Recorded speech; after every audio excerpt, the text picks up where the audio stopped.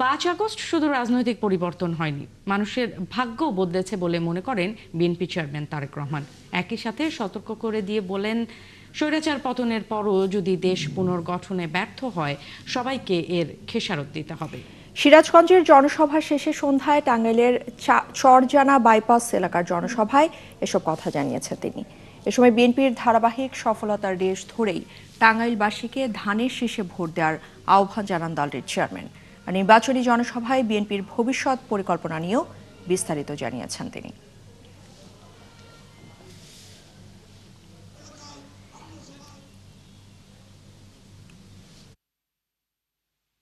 আমাদেরকে অবশ্যই খুব সতর্ক এবং সঠিকভাবে এই সময়কে ব্যবহার করতে হবে, যাতে করে আবার কেউ এসে বাংলাদেশের মানুষের ভোটের অধিকারকে কেড়ে নিতে না পারে, বাংলাদেশের মানুষের কথা বলার অধিকার কেড়ে নিতে না পারে।